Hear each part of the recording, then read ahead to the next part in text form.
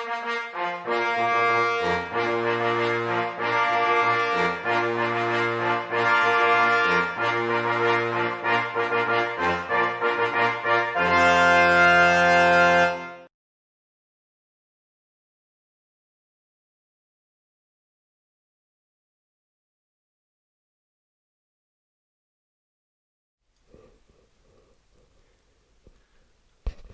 good morning, everybody.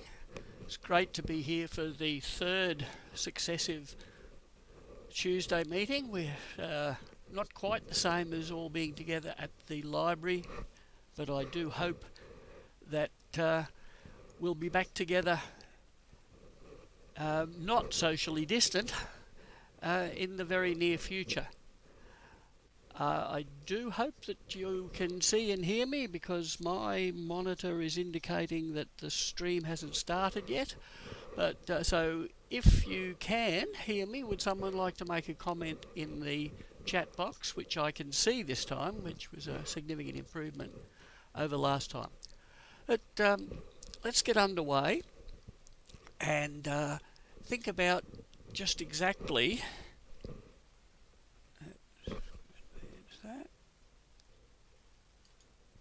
and there I am.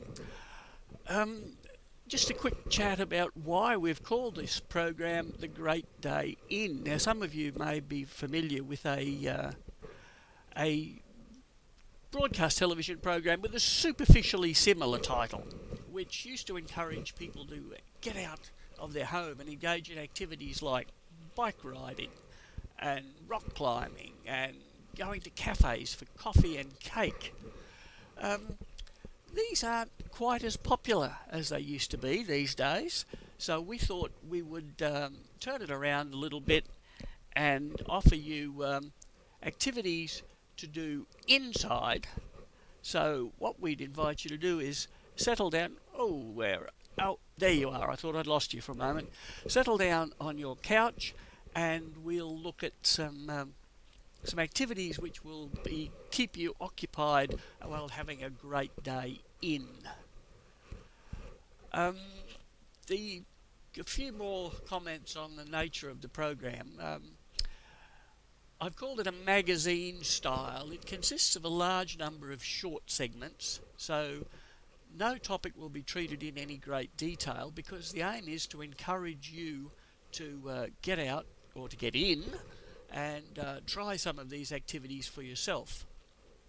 Now, you'll be able to find, or you'll be able to tell when a segment ends, because we'll see a little screen like that. We'll just get my big buff head out of the way for a moment, which will tell you that we've completed a segment. It will show you the title of the segment and most commonly a URL that you can use to follow up and do some more of these activities. Now, don't rush away to get a pencil and paper. Does anyone else remember when we used to listen to the radio and the announcer would say, now I'll just pause here while you go and get a pencil and paper to write this down? But you don't need to do that, because as this slide shows, all of the links that you'll need are going to be in our website on Weebly under Notes on Recent Meetings. So that should work just fine for you. So, excuse me, I might just have a quick slurp of coffee. That's better. And pop back into your lives. There we go. So, the first thing that we're going to have a look at, is anyone familiar with that image? It shows a very old photograph superimposed upon a Google Street View of the same area in modern times. And it's the characteristic advertising thing for History Pin. And so I thought for our first segment we might have a quick look at History Pin. Well, this is History Pin. Something I really would like to get into, but every time I try I find myself blundering in a map looking for where things are pinned. That's why I was intrigued the other day when someone gave me the URL that would point me directly towards someone's collection in History Pin. So let's begin by pasting the URL. Well, this is History Pin. Something I really would like to get into, but every time I try, I find myself blundering in a map, looking for where things are pinned. That's why I was intrigued the other day when someone gave me the URL that would point me directly towards someone's. Well, this is History Pin. Something I really would like to get into, but every time I try, I find myself blundering in a map, looking for where things are pinned. That's why I was intrigued the other day when someone gave me the URL that would point me directly towards someone's collection in History Pin. So let's begin by pasting the URL in here and going directly to it. So here we have the page of a collection put together by someone who goes by the user title of Del D. So this is their profile page. It tells us that Del D joined in June of 2015. It lists what she's done. Show the collections in a list or show them all on a map. Well, mapping is supposed to be the strength of History Pin, so let's go there. Show it all on the map. And here we see the fairly familiar setting. We'll just move Del D up out of the way and we'll have a look here. So, a page on the left, we have a location map.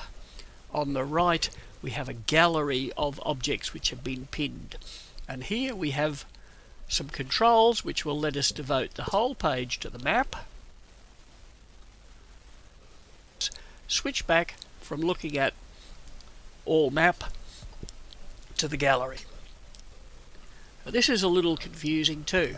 It looks as though there are two items here the same, when in fact this image has been reproduced as a cover for the collection. This is Del's collection. The actual items are the four of them over here.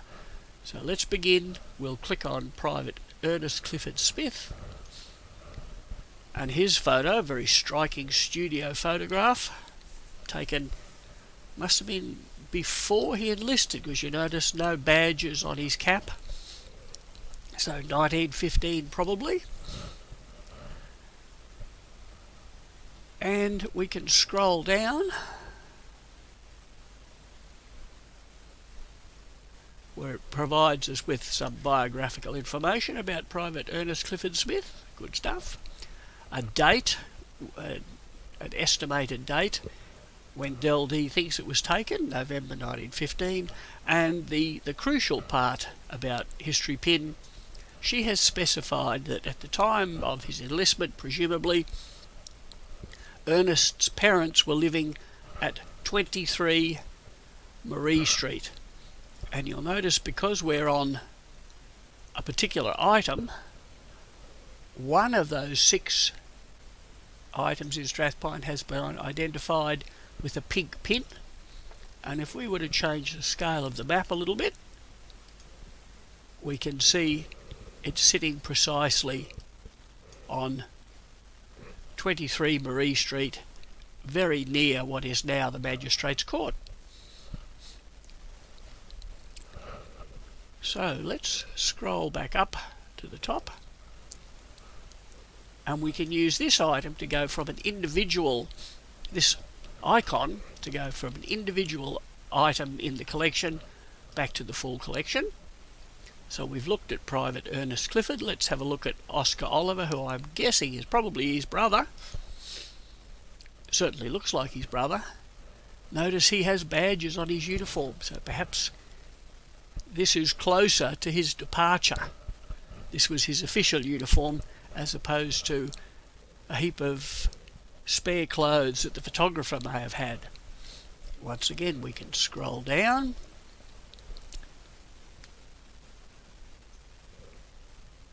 Read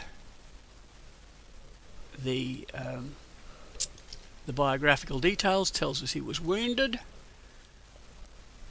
and where the pin is placed, but notice it's not in the same spot. Perhaps by the time Oscar enlisted, his parents had moved, or perhaps he'd moved out of home. But you see, his pin is in Patricia Street, whereas Ernest's was over here. Now we could scroll back up to the top and go to the next item, but because we're in a collection, instead of needing to use this icon at the top, we can use the left and right arrows. We were looking at the second item in the collection, so if we click right we should bring up the third, and there it is, which is a letter, obviously an official letter, written in 1928 perhaps by Base Records. It's a fascinating story, this one. An unidentified soldier in an unidentified grave had been found in Europe, and with him there was a badge which they thought may have belonged to Oscar Smith. So they contacted Oscar's family and said, "We think we found his body," and they said, "We hope not, because he's still alive," which would have been good news, probably. Let's have a look down here. This has been pinned in another place again, because Oscar presumably had moved on in the 13 years since he enlisted, and he was now living in 8 Dorothy Street, Strathpine.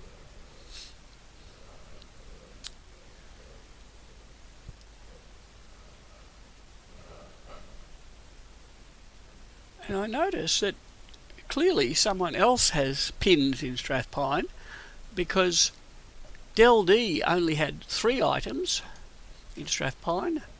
Let's magnify this a little bit and see if we can split out that 4. There's a couple more. 2 items there at the same address. I wonder why. Well, I think this is definitely worth some more time to explore.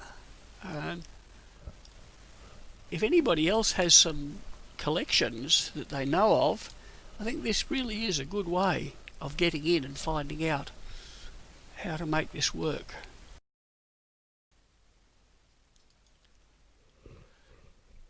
Well, that's that is History Pin. As I say, I've been aware of it for some time, and could never really get terribly enthused about it, but using it to explore that person's collection, I think, is a really good way of getting in, and there's certainly some questions to ask, and I think it's definitely worth following up. And on our page in Weebly, we've got both the link to the top of History Pin and also the long URL, which will take you to Del D's collection, and you can see just exactly how it's been put together. So that's our first short segment. I would encourage you to have a look at History Pin, but not yet. Just sit down again. I haven't finished yet. Plenty more to do here. But we thought for our next segment we might try something a little more relaxing. So let's see how this one works.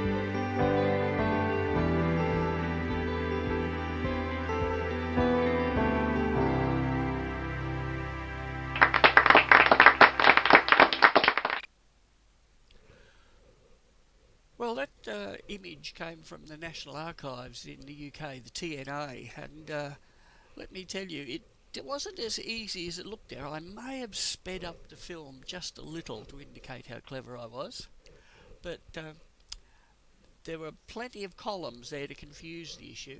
But if you haven't got into digital jigsaws, strongly suggest that you have a look, on our Weebly page, where we've got an interesting collection from the Digital Library of the University of Sydney for you to explore. And then if you get very enthused, you can go in and start creating your own. And I forgot to put it in last night, but as soon as we finish here, I'll jump back into our page and put the link to that, the direct link to that particular jigsaw. See if any of you noticed that the clock in the top right corner showed that it took me about 2.5 hours. I wasn't working on it continuously for 2.5 hours, I hasten to add, but you may reckon you can do it a little more quickly. So, that's the end of our second segment. We're hurtling along here, and 9:15 already. Our next one is a little change of pace, and I'm told that we have a special contributor who's presenting this one, so let's see what happens.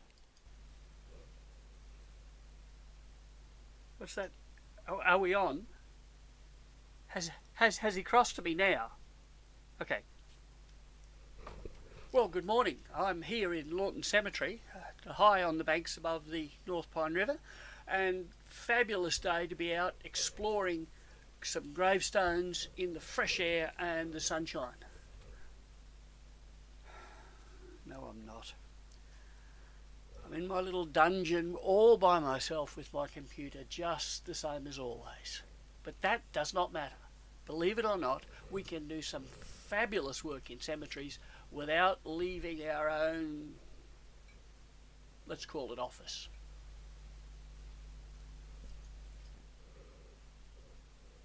So let's begin on our Weebly page. Go to the main menu, under research areas, down to select death and burial. Opens up this page. The area we're interested in is where are they buried, and on that page in particular, Moreton Bay region. And here we see a link to the Moreton Bay Cemeteries database, and just under it a link to a map of Lawton Cemetery. Now I've already downloaded a copy of that map to this computer, and we'll see why shortly. But let's click here. I've already got it open on this computer to speed things up, and here it is right here. You notice a fairly straightforward search form. The important thing is this block in the middle, which shows all the cemeteries in the region. And even though there is an option called Search All, notice over here, if you don't select one, you get all of them anyway, and that can produce some quite large sets of results. So I'm going to select Lawton Cemetery to indicate that's the only one I'm interested in searching today. The usual way would be to go up in here and to add a surname, but in recent times I've noticed the focus on the number of funerals that are taking place during the current pandemic, and I wondered how people reacted back in 1919 to the influenza pandemic. Were there a lot of funerals in Lawton at that time? So we can come down here, date of death, and search for a period 1st of January 1919 through to 31st of December 1919.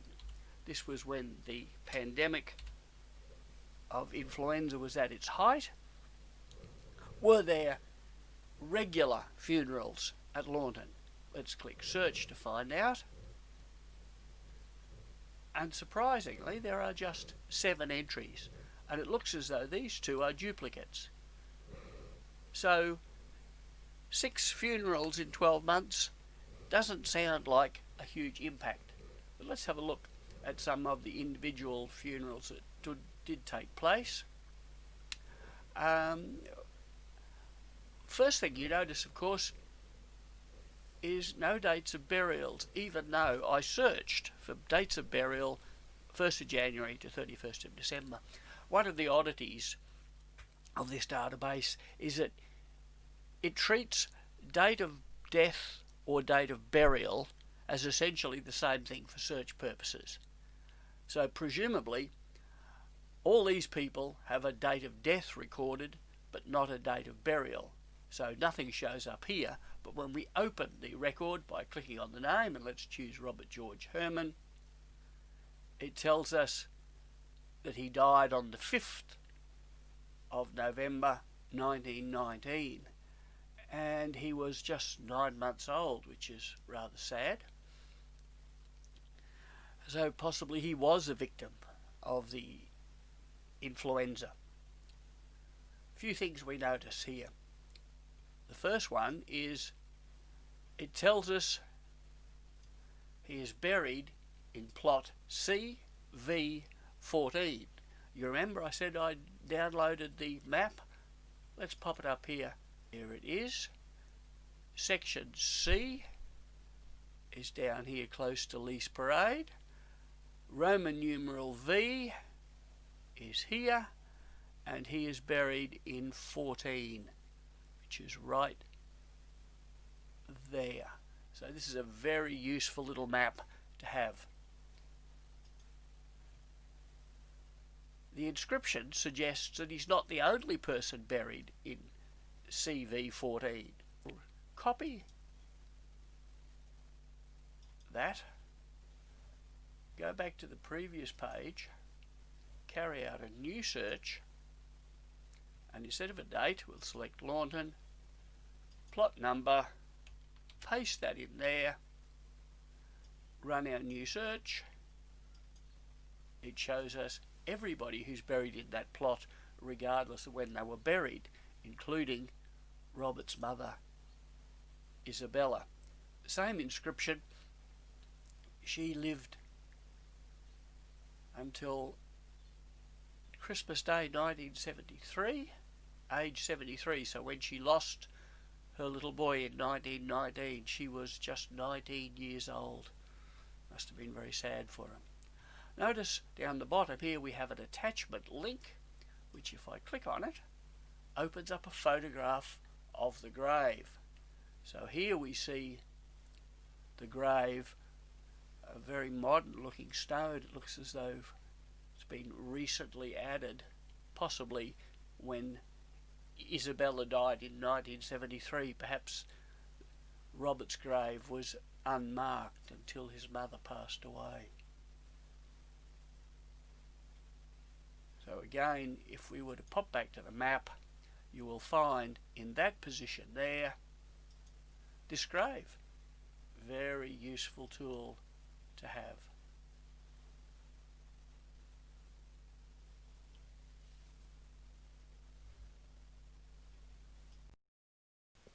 I find you can hear me much better when I actually switch the microphone on.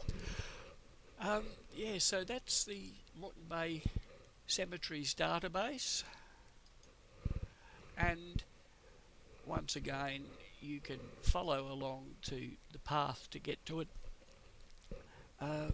through the link which is on our Weebly page. We pop the room back on, and no, I can't see you because I didn't put a, well, you can't see me actually. It's the same thing, isn't it? I notice that Gwen has come in late. This is a very bad habit to get into, Gwen. Please try to be on time next time. And Paul and Les, I hope you're sitting 1.5 metres apart with your coffees, if you're joining in the meeting as a little group. So let's see. Coming up to 9:25, I feel like an FM radio DJ here, 9:25.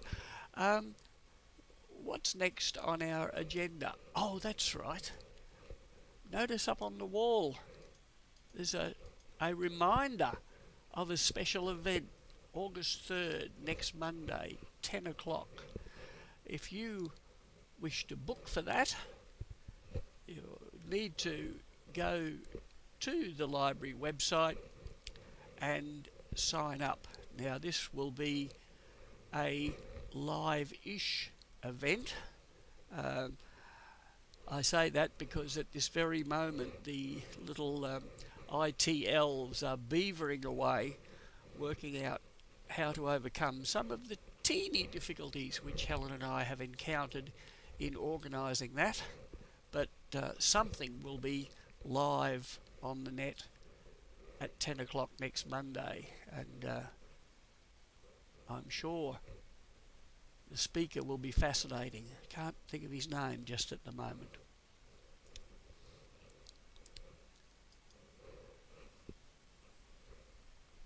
So, as I say, lots of short segments. Got to keep rolling along. Don't want you becoming bored. And so our next one, I have noticed it looks like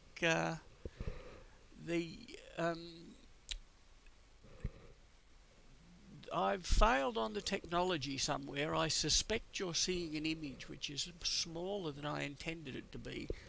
If so, if you're looking at something with a black border, I do apologise. I'm not sure how I've managed that, but we will improve, no doubt. And I do know that this next one does have that problem in part.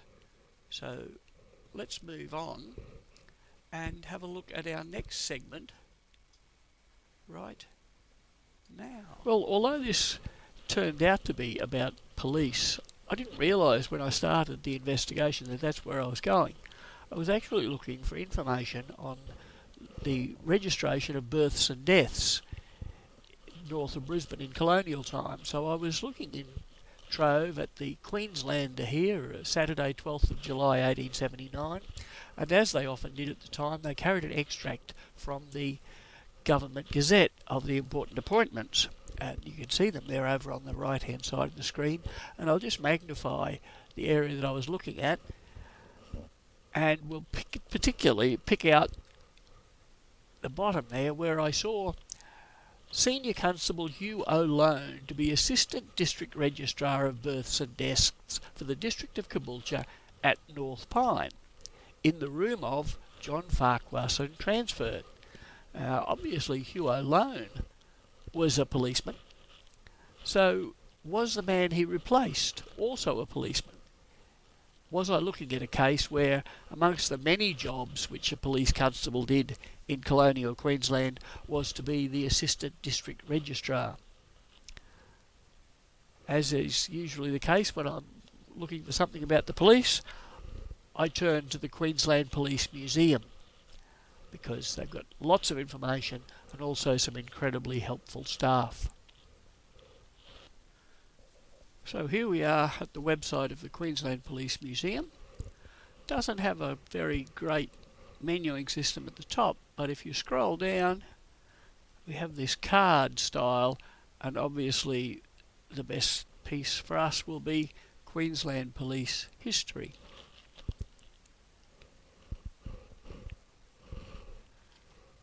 Once it opens up, lots of interesting things there, timelines, reports, Police Gazette, Police Manual. But what I'm interested in today is the Book of Names.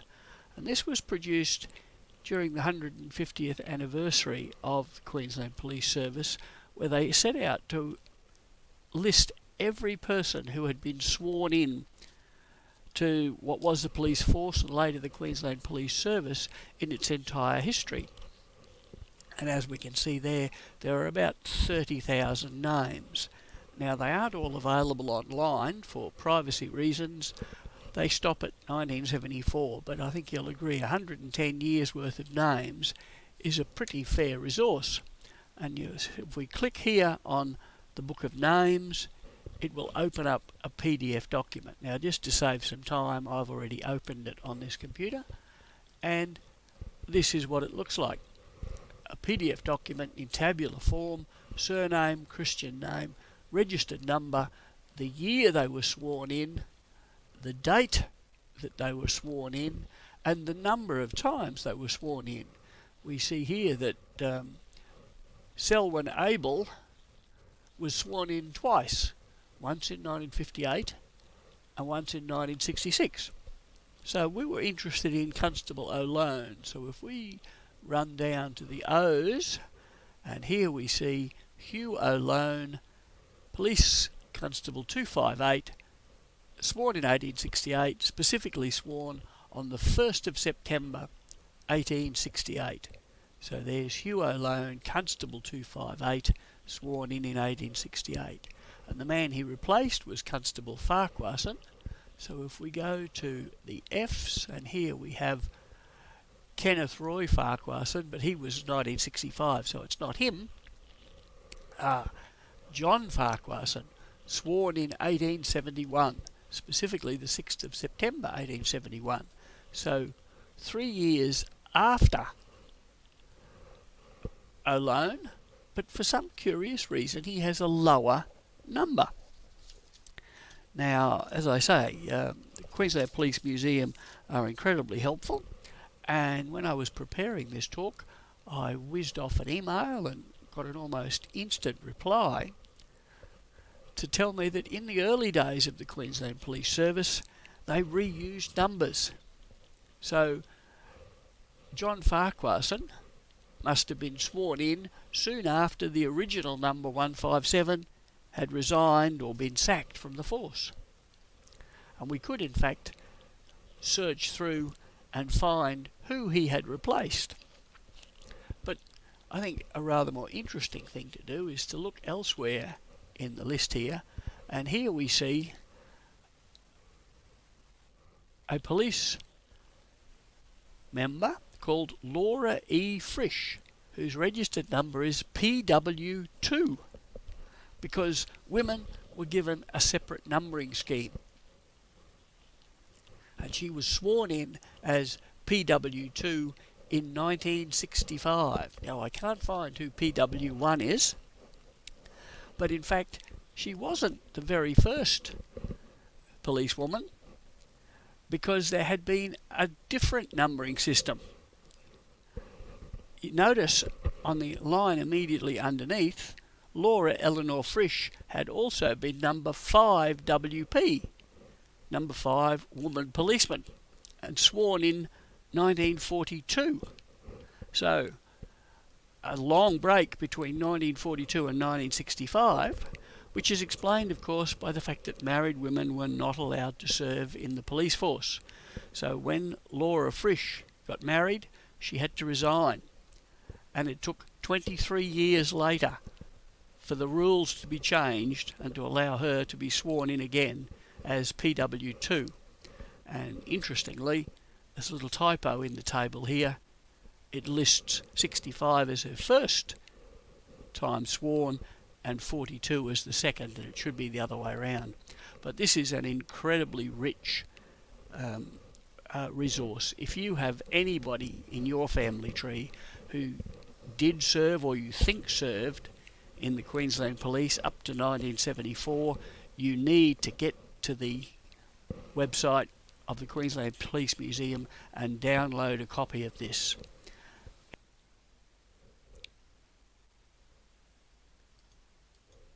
Yes, so that's the QPS Book of Names. Now I should correct something that I said in that segment. I said I couldn't find who WP1 was. What I meant, of course, was that at that moment I hadn't yet found, and I'm continuing to work on that fabulous collection of data, looking at the women who were forced to resign and then returned, and the huge breaks that many of them had in their career simply because as married women they weren't allowed to serve. Unfortunately, it's difficult to sort the Book of Names in its PDF format, but I'm speaking nicely to Lisa from the museum about getting a spreadsheet of the data, which will be great to work with.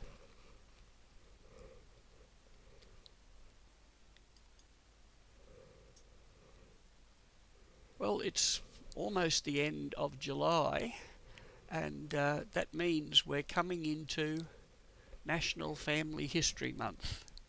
It takes place every August, and even though some of us were a little sceptical, on the website it definitely says it is on in 2020. So if you haven't yet been to the NFHM website, you probably should go there. There it is, familyhistorymonth.org.au, and again we'll have that link on our Weebly page. A couple of important things that you need to look at. Notice on the menu bar at the top it says competitions in August, and the situation is very similar to previous years. You simply have to send an email to the address on screen there, info@familyhistorymonth.org.au, saying that you'd like to win a prize, please. You can't send it before the 1st of August, and you have to get it in before the 30th. And then on the last day of Family History Month they draw the prizes purely at random. No neatest correct entry wins. And over recent years a number of members of our group have been quite successful in acquiring prizes from Family History Month. I suspect because not many people know how to enter. So jot that down. 1st of August you need to get in and get your entries in. Second item on the menu bar there is events, and there are lots of them. When you go to the page it's listed like that. When you look down the bottom there are 6 pages of events. Not many of them face to face, unfortunately. Lots of them are online events, but there's still lots of interesting things. Now, I won't go through too many of them, but one that you do need to pay attention to is the one that begins on Sunday, the opening event. Now, this is an online event. It's a talk being given by Dr. Rory Sweetman from Dublin about the Easter Rising of 1916. So if you're interested in Irish history, Irish family history, you probably would not want to miss that. It's an online event and you have to book, which brings up something which is quite confusing about the National Family History Month. It says there that you need to create a user ID, register as a user. That is the case is only if you want to book for an event run directly by them. There are lots of events listed which are organised by other people. I noticed Kerry Raymond's talk on cemeteries by QFHS is listed there, and if you click on book it takes you through to QFHS. The South African ancestry talk that I'm doing, if you click on the link there, it takes you through to Moreton Bay Region Library to register. But there are some events that you have to register through the NFHM themselves. The opening and closing events obviously are 2 of them, and they're the ones that you'll need to book for. So, very important month coming up. We all want to celebrate National Family History Month, and we of course have 2 meetings scheduled in August, and I've thrown it open to you. What should we do to celebrate National Family History Month?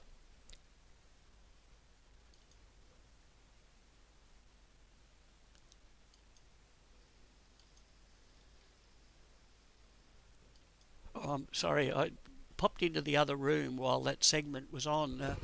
It was a bit embarrassing. But it did cause me to look out the window, and while it's great to stay in, there are all sorts of lures taking us out. Let's look at one of them. While we can learn an awful lot by searching the cemetery database, it's not quite the same as getting out and walking amongst the graves. And while that might not be possible for you at the moment, there is an alternative. If we go to the library website, you'll see there's an entry in the menu bar called What's On. Click that and you'll be taken to a page with a very prominent big blue button there, the Library channel. Clicking that opens up all the options, and in the bottom right corner you'll see Virtual Local History. Another click takes you in to the new Redcliffe Cemetery virtual tour. Let's start it up and have a little snippet of what we can find there. Headstone, you can see it's an open book headstone. There are spirals on either side, and these indicate eternal life. The clasped hands in the centre are framed on either side by a cluster of leaves. Often when two hands are clasped together, as you can see here, it can be a symbol for a last farewell, or for the living it can be a hello to the heavens. Now Corsh Street is named after the Corsh family. Now Dorothea Lillian Corsh, she actually died in 1936. They were all living at Redcliffe. She was working at the Redcliffe Hotel and she fell sick, ended up with septicemia, and she passed away. That's when they would have bought this plot. You've got Dorothy, the wife. Now she was born in 1888 and she died when she was 85.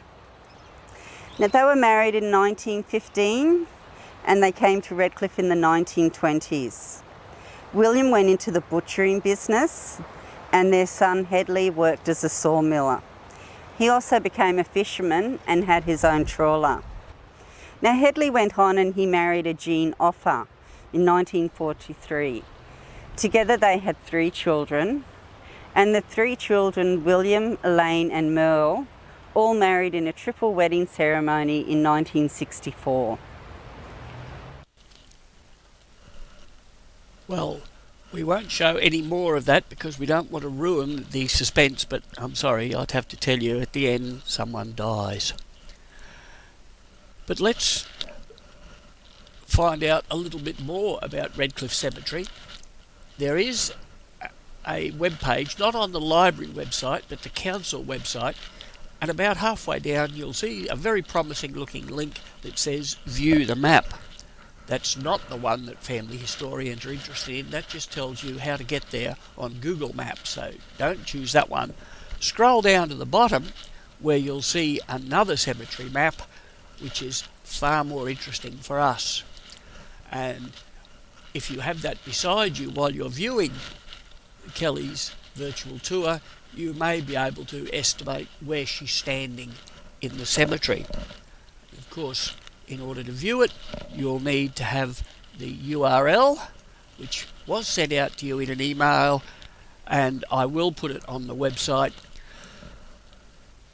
I think if you look this up, you'll find it's a great way to spend a morning rambling amongst the headstones with Kelly.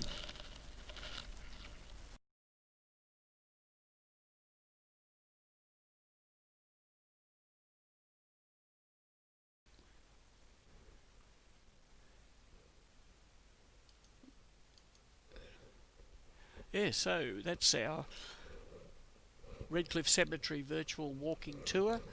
I've taken only a tiny clip of what Kelly presented, and indeed I took out some of the detail of the family to encourage you all to dash away at the end of this and watch it for yourself, and then perhaps even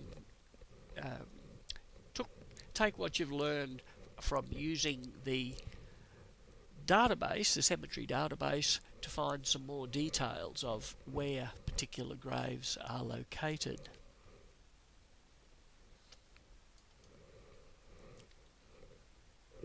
In my email the other day, a message popped up telling me that the latest issue of Irish Lives Remembered was available. This is a free digital magazine put out by Irish Family History, and you can open it up on your tablet or on your computer screen. Looks quite nice to read there, or there's a button on the top which allows you to download it, and you can keep it on your own computer if you wish.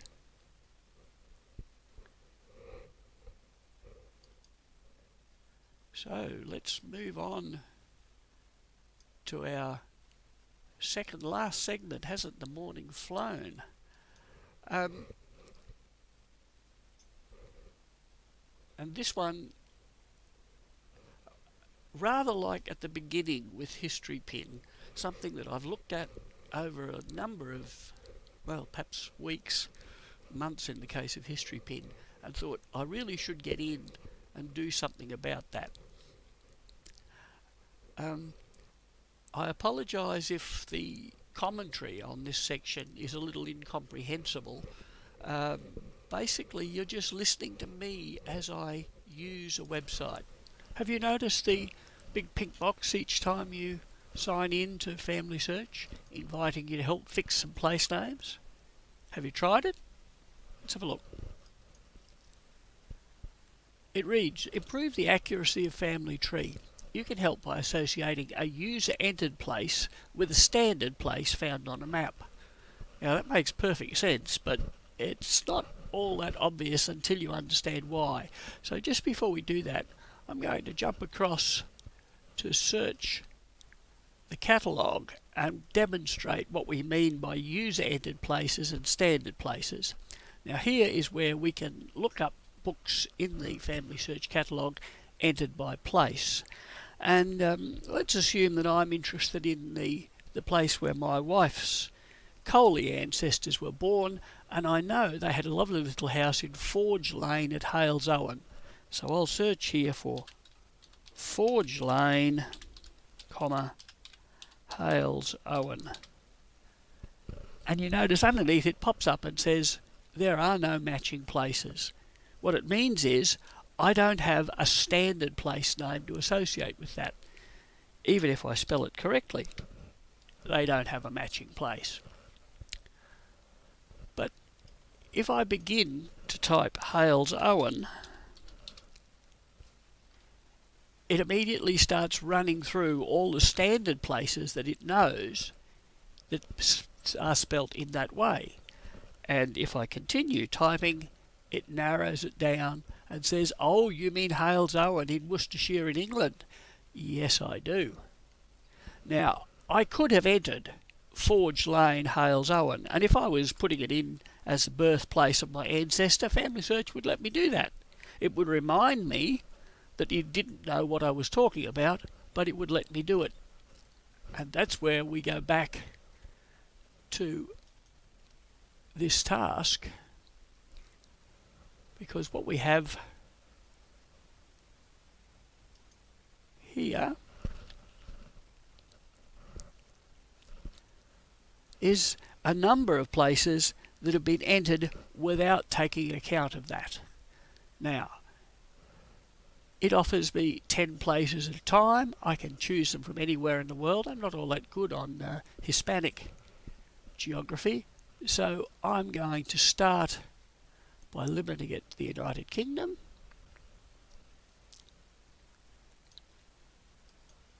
Okay, this one looks like the issue might simply be one of punctuation.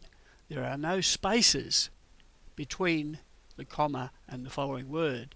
So if I was to go in and type TRELECK, comma, space, up it pops straight away. Really easy one to do. Save and continue. 1 out of 1. We're on a roll. This one's not punctuation, however. Maybe it's the brackets around West Riding. Let's see. So we go in and we begin to type. Oh, there's an Upper Hallam. Wonder, is there a place called Nether? Doesn't look like it. That may be the issue. Let's take that out. Place is called Hallam, Nebraska.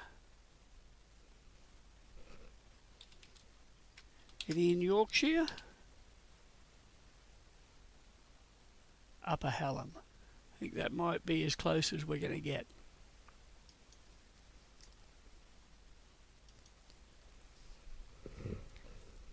Okay, this one is a fairly common pattern. It says it's been entered as Stapleton Holy Trinity because that's how people talk about the church where the christening took place. But in fact, it's almost certainly the Holy Trinity Church in Stapleton. So if we enter Stapleton, Gloucestershire, and there it is ready for us. So it's nice and easy. It's the Holy Trinity Parish in Stapleton. Charleville and Cork Island. That's interesting. Let's see.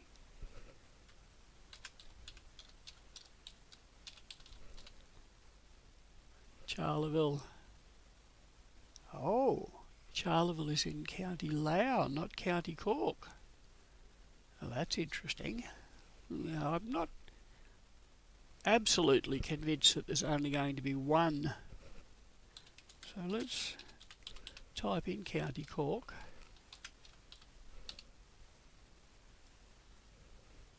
No. Alright.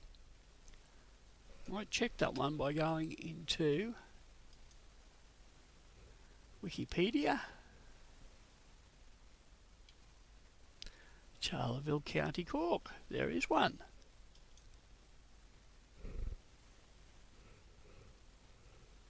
Is it a town in North County Cork? Well, I'll be blowed.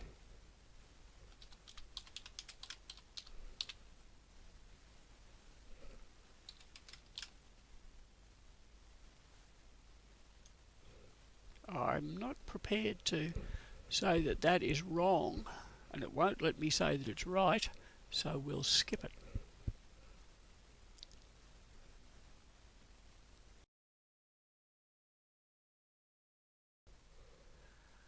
Okay, the issue with fixing standardised places is that there are no rules. If it was possible to make hard and fast decisions, then I'm sure Family Search would use some artificial intelligence to do this. They need humans to make those sorts of decisions. The option to skip is important. Sometimes it might mean I have no idea what's correct, or as in the case of Charleville there, I think what the person wrote was correct, but the system won't let me say that. And the great thing about how they're handling this is that it's not purely my decision. Each of those places that I looked at will also be shown to a number of other users. And when several people come up with the same answer, then that will happen. So don't feel intimidated that you don't know the rules, or that you aren't able to be terribly certain about the correct answers. It's really interesting and very valuable. And I notice that Jeanette has just popped up a question. Bob, before changing, would you need to know the time as some move boundaries? Yes, you certainly do. One of the ones that I corrected, and I edited out to keep it down to a short one, was someone had listed Bethnal Green, London, Middlesex, England. And of course Bethnal Green is now in London, and it was previously in Middlesex. So yes, sometimes you do need to check, and under the standard places it will often say this was a county from such and such a date, or this was a parish which began in. So certainly time is a very important thing to be working on there. Well, I did promise that let's see if I'm hang on. Oh, there I am. Oh, right. I've just popped outside. It's great to stay in, but equally sometimes you need to get out. And what you see here is approximately how my wife would like our backyard to look if only I'd go out and do some more shoveling and weeding instead of staying in here. It's doing silly family history stuff. It's nice to look at it and think one day. Now let's have a quick recap. What are some of the topics we've looked at today? History Pit, of course. The Moreton Bay Regional Council Cemeteries database. I limited it to Lawton, but you can use any cemetery that you're interested in. The QPS Book of Names, a very useful resource to have played with. The Redcliffe Cemetery Virtual Walking Tour. Family Search place names and how to correct them. And of course, all the links that you need to follow up on those are included in our Weebly site. And for those who may not be familiar with our site,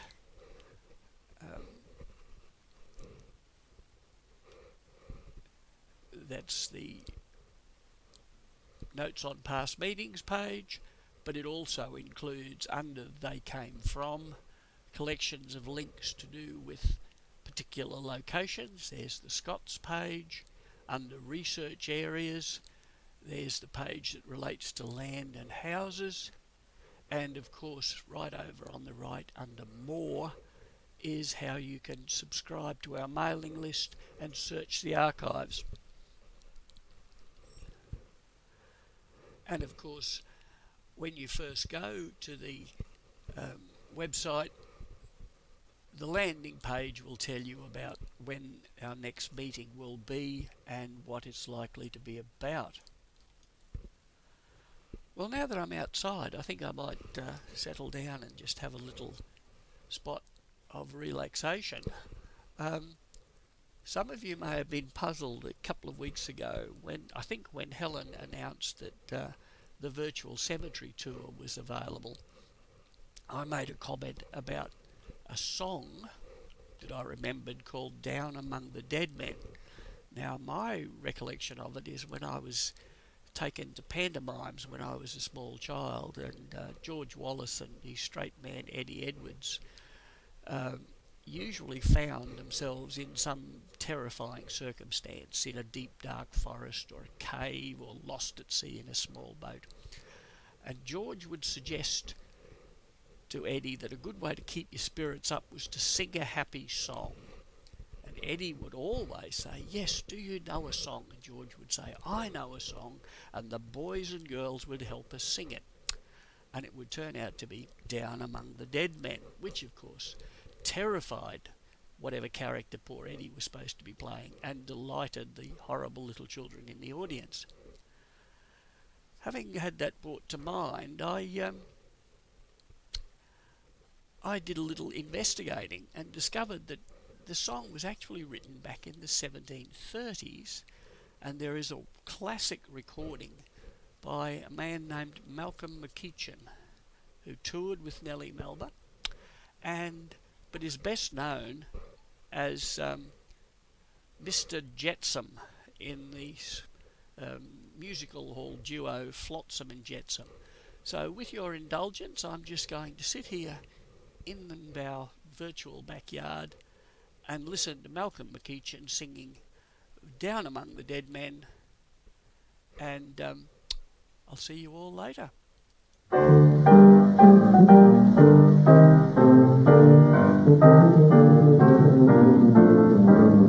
Oh, here is a tune in minor key, an old familiar melody. It has a drear, despondent chime, deserving of some dismal rhyme. It makes one think that in our day, down among the dead men, down among the dead men, down, down, down, down, far too many seem content to stay. Down among the dead men, down among the dead men, down